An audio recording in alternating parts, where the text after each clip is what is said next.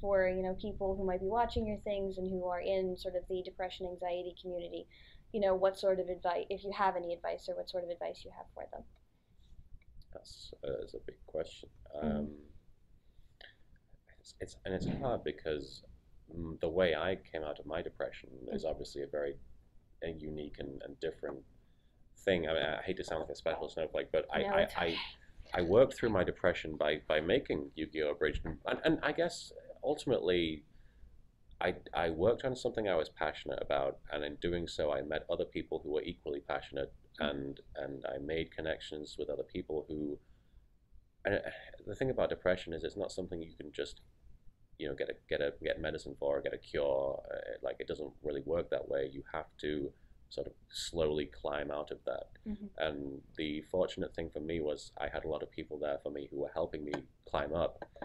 And at the end of the day, depression is one of those things that nobody else is going to understand. It's something that it's very insular. It's something I still deal with to this day. But the thing is that you have to have like a support. You have to have support around you. You have to have a system. I hate to call it a system because my support system is my friends and my family. And so kind of like a support structure, then, exactly, a safety net. Safety net. It's very important to have people who are there to listen to you. And if you don't have close friends in real life or family members that would understand, talk to people online who have similar interests. Talk to people who may have gone through similar situations. Therapy does help. Definitely consider that. Don't just reject that idea because you don't want to talk about your feelings. The therapist isn't necessarily there to be your friend. It's somebody who's trying to help you. And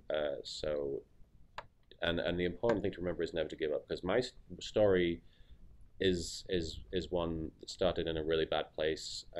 For 10 years of my life, I was off the map. I was shut in. I stayed in my room as much as I could. I never left it. If I did leave my room, and this, I'm not exaggerating, this was 10 years of my life where I kept out of sight of the public eye. I just didn't want to talk to anybody. I didn't want to see anybody. I was terrified of people. I couldn't go anywhere without anybody that I trusted. I couldn't talk to people, and it was one of those things where I really couldn't go out in public. But I slowly dealt with that by making the show and by meeting new people who were really into that sort of thing. And honestly, I would recommend I'd recommend. The point of my story was that what happened to me was something that lasted 10 years, and there didn't seem to be any end to it. And the important thing is that to remember is that I did the show and things changed almost overnight. Like, it was a very sudden change, and it was one of those things that if you told me that like 15 years ago when I was in my depressed state that was going to happen, I wouldn't have believed you. I would have thought you were joking, but it happened, and it was unexpected and came out of nowhere.